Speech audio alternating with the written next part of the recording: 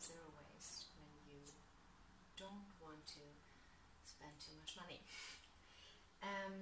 This is Finn. He's also joining us. I'm at home right now in our beautiful flat in Munich. Not mine, but my parents.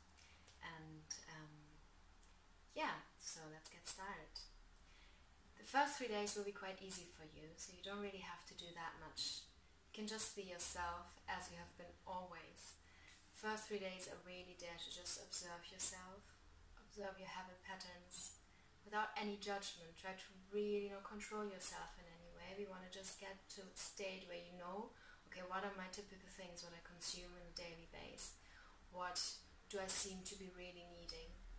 What do I have throughout the whole day?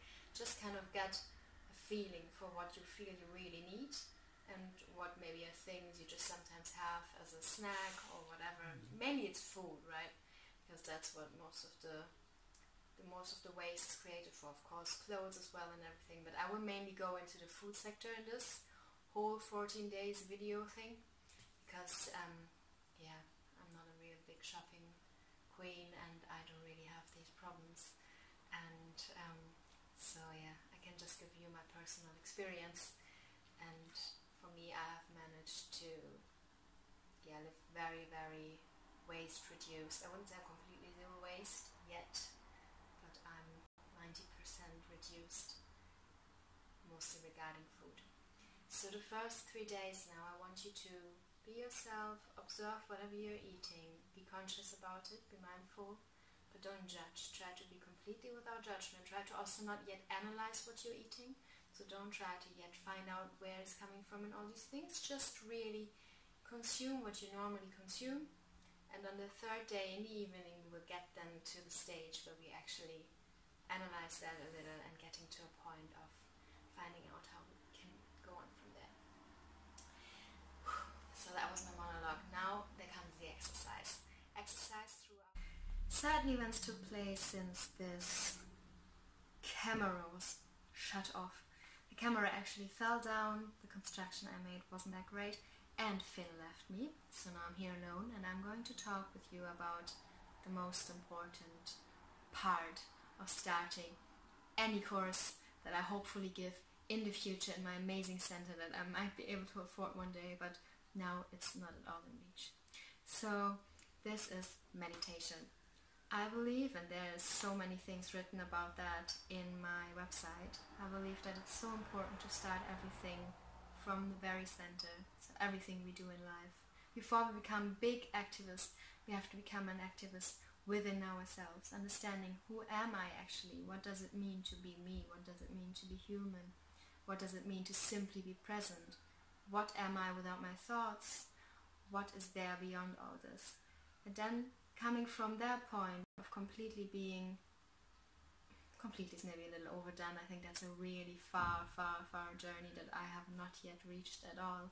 But let's say closer to ourselves. From that place where we are closer to ourselves and we at least know that we really love ourselves most of the time and feel compassionate towards ourselves most of the time, it's becoming so much easier to then go out and make changes, or at least contribute, making changes in your own life that again cause something for the world or for the people around you. All that becomes much easier.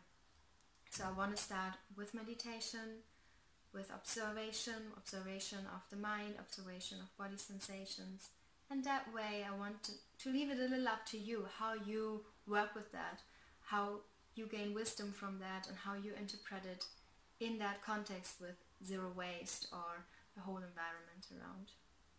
How do we do that?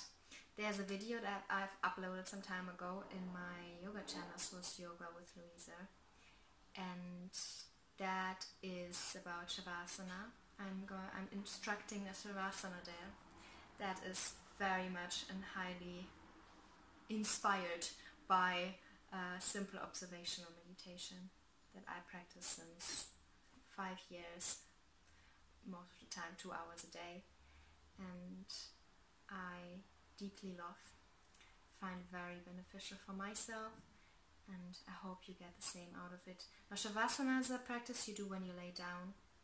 but you don't have to do that. It's actually more efficient if you do the whole thing, if you listen to the instructions when you're sitting cross-legged or on your heels, so when you're sitting in a seated meditative position. If you can do that, then great. If not, then you can practice the normal Shavasana. That's also very beneficial. And keep going with that as often as you can. If you want to do it 10 times a day, do it. If you want to do it 2 times, it's great. Morning and evening is ideal. If you just manage 1 time, fine. If you don't manage at all, not good. So, yeah, I think that's it. Try to listen to the instructions of mine. I mean, I know at least what they do and like how they work, but if you don't somehow like it, maybe you don't like my voice, maybe you don't like the way I say it, I know that, I figured that and face that quite often listening to online guided meditations. I'm not going to be offended, I understand that, so maybe you find another one that works for you. But try to really give that chance to the meditation now for the next 3 days and observe your consumption habit patterns. That's it. I will leave you with that for now. And yeah, thanks for watching, thanks for trying, thanks for wanting to be part of this.